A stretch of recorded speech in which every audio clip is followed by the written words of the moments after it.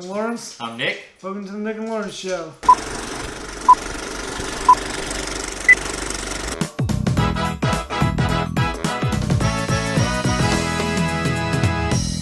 Happy New Year. Happy New Year. Yeah, 2020. Welcome to a new decade. Do you have 2020 vision now? Yeah, I always had 2020 vision. Okay. Do you have 2020 vision now? I don't know. I'll have to see. I don't know. Maybe it takes a little bit to kick in. It takes a little bit Yeah. to kick in. Well, welcome to the new year, 2020, New 2020, new decade, new podcast episodes. It's our first one of the year, so welcome to January 2020, and good to be back. It's good to be back. Had a little break over the Christmas holiday. Yep.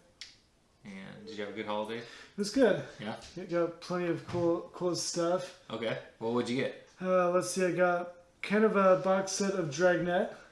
Cool. And then I got a Superman mug. And of course, after Christmas, kind of did a post-White Elephant gift exchange with some really awesome, cool people. Yeah, and I think I saw you post, you got some, like, hot chocolates. Hot chocolates. A bunch of different flavors. But there's different flavors. I'm down to one final pod. Oh, wow. So you've enjoyed them. I've enjoyed them. Okay, cool. Well, yeah, similar for me. I didn't get hot chocolate. Actually, I did get hot chocolate, but I gave it away because I drank a lot of hot chocolate though. I went to Starbucks and they have a peppermint hot chocolate. That was pretty good. Yeah, so the holidays were good for me too, and I'm glad to be back though. It's 2020.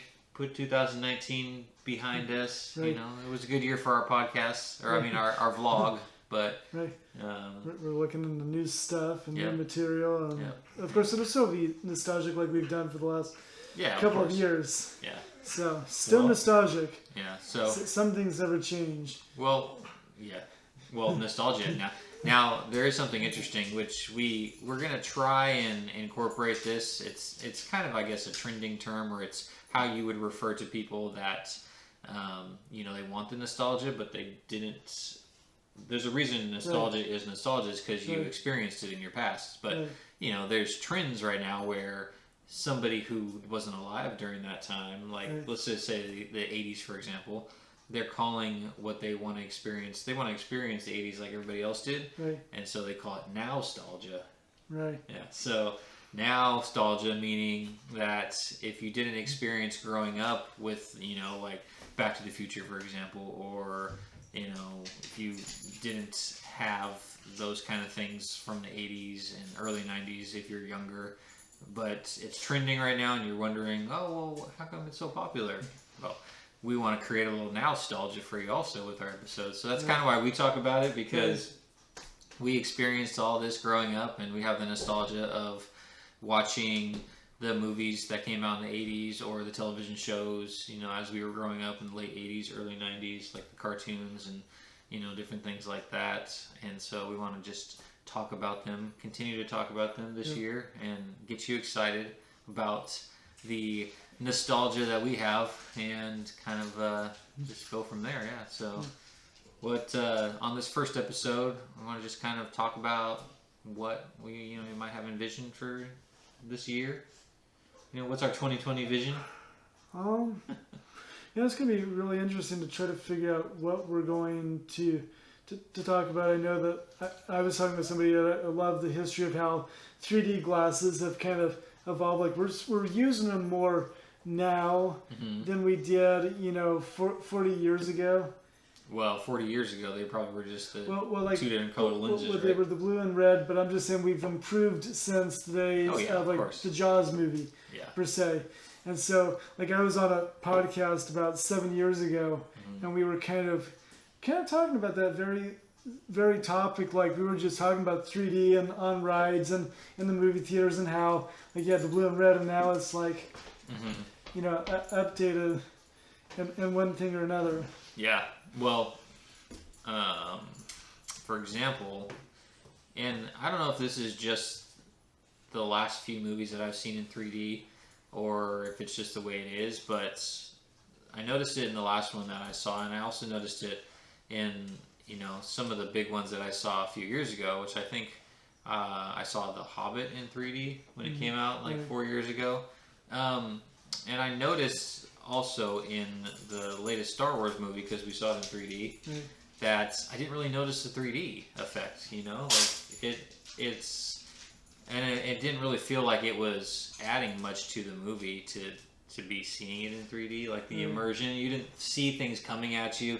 It's definitely not like when we saw Avatar in 3D. Right. Now that 3D experience, if you saw Avatar in 3D or IMAX 3D, you could, like, you got the immersion of the, hey, dog, go. Dog's thirsty. That's real life 3D. So, yeah, so with Avatar, which Avatar 2, 3, 4, and 5 are coming out in the next few years. They just announced those, so that's gonna be fun. That'll probably be huge at the box office, especially the next Avatar 2, since we've been waiting since 2009 when it came out. But the Rise of Skywalker, I didn't really notice like much with the 3D. Now 3D glasses were cool because we saw it in IMAX, but it was more like those grandma glasses wrapped around.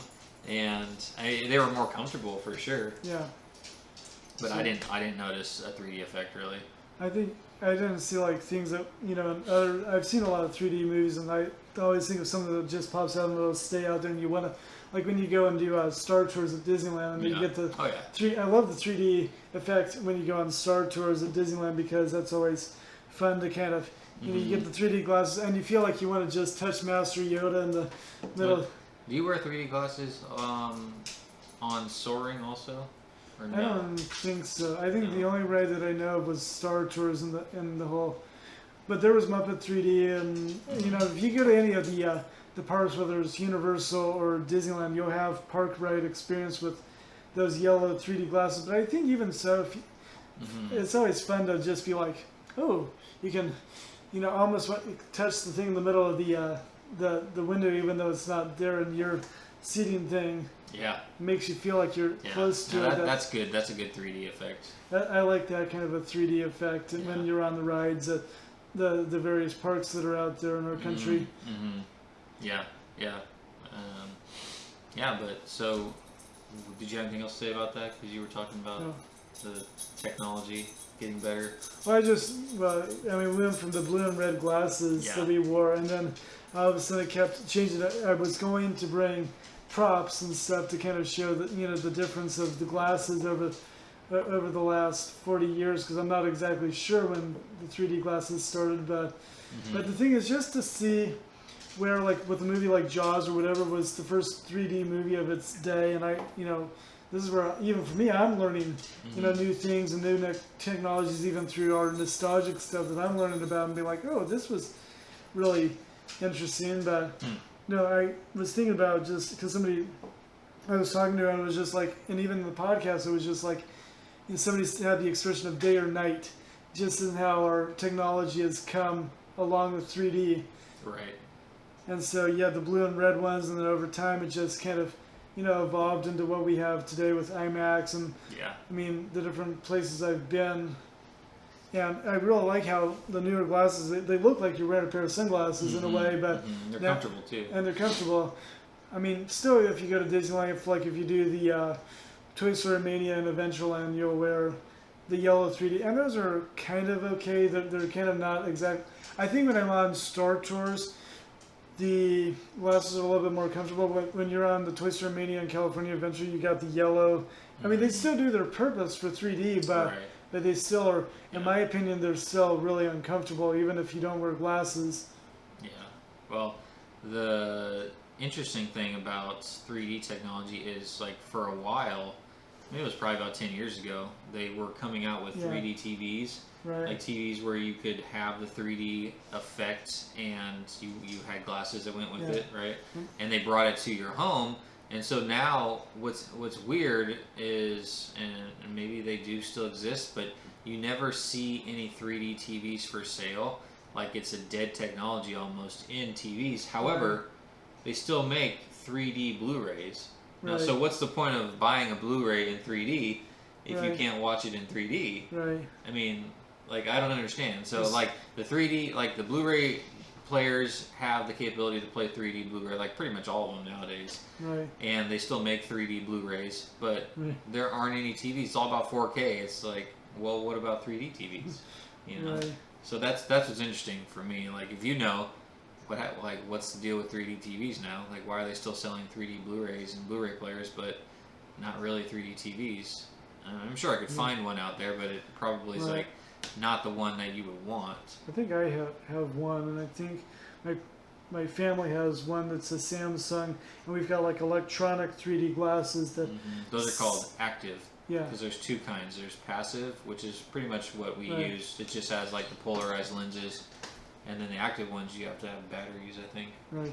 Well, all I know is that they've got, at least we have like electric ones that, you know, they're kind of in a way that they hook up to the Wi-Fi and stuff. So if you've got a TV that's like a smart TV or something, then you can, you know, use the glasses to get your 3D picture. I think as long as you have the glasses and the glasses don't break or do anything like your TV does, I think that it should work. I don't know what it's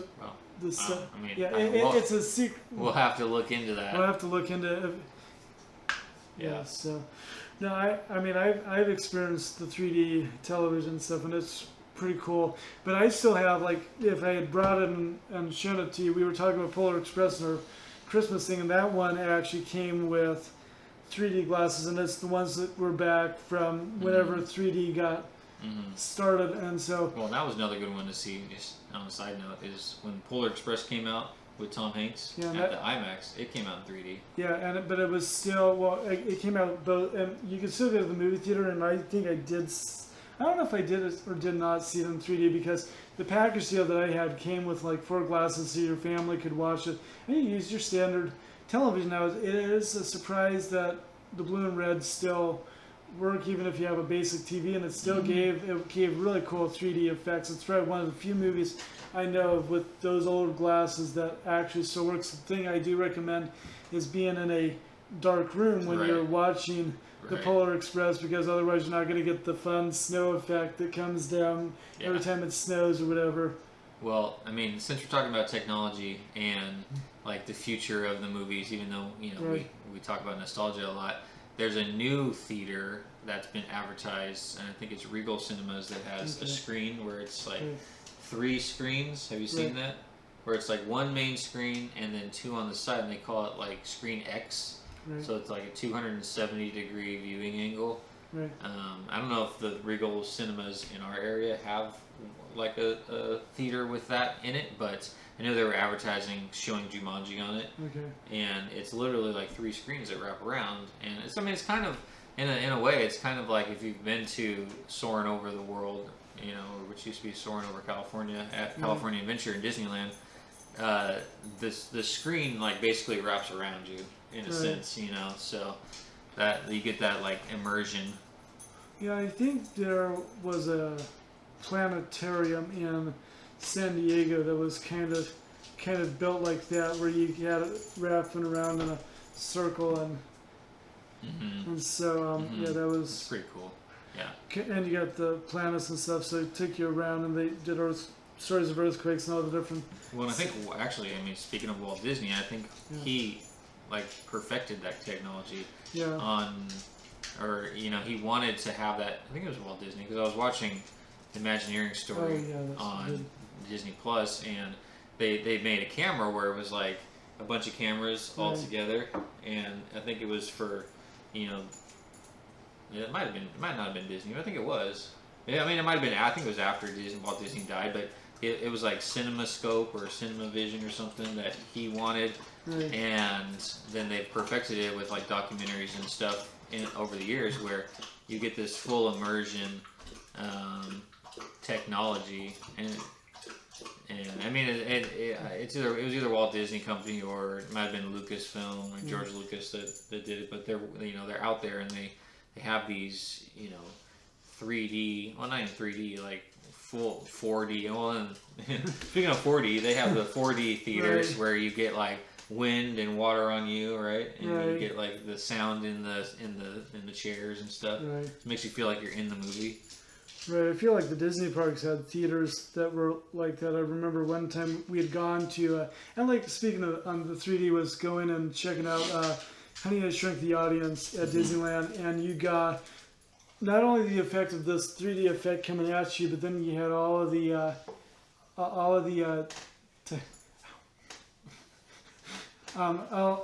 technology.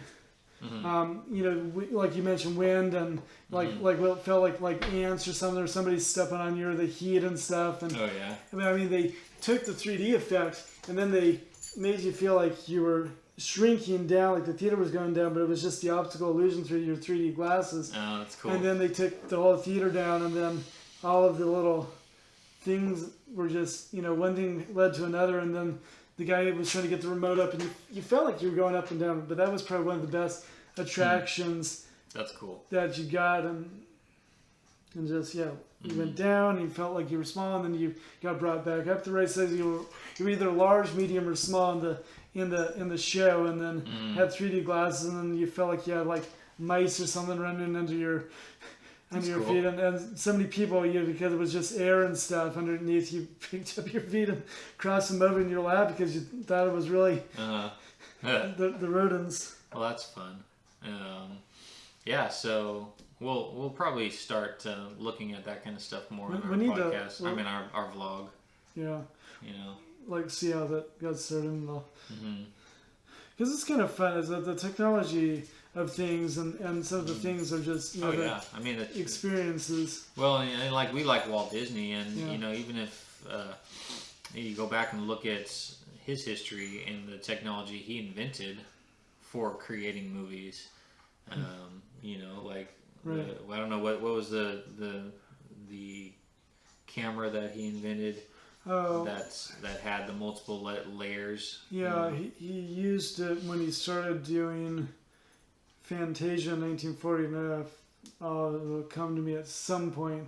But yeah, I was actually amazed because I was thinking about all of this stuff, and I was thinking about the different Disney movies, and I've been watching a lot of Disney Plus stuff lately, and it's been really amazing to watch. Like I just watched the Three Caballeros movie, and I had not realized that was one of the first movies, after he did his Alice Through the Looking Glass through the 1920s before Mickey Mouse, how he added in the Three Caballeros, he added live action to his animation.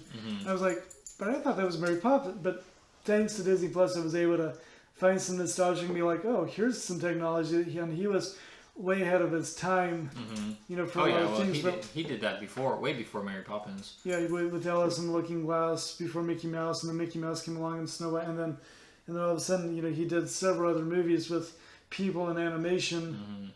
Yeah, that was kind of his thing. But I think Three Caballeros may have been the first of his films we would know now, to where he actually did add like Donald Duck or one of Donald's cousins in the movie, where they were actually with people. It almost looked like they used blue screen or something in the technology, and the movies got better, and they were able to do some different formats and stuff to make him. Yeah. I mean, Roger Rabbit has really become something where they've used a lot of clay animation and then sculpt the cartoon around so they can, make it look more three-dimensional in the movie. So it doesn't look like it's just, a backdrop. So if you look at Three Caballeros to Who Framed Roger Rabbit, you'll see a huge, change in the Disney animation and how they did live action. And then everything now is digital. So. Yep. So everything is like, the sky's the limit, basically. It's getting better and better with how real it looks. Yeah.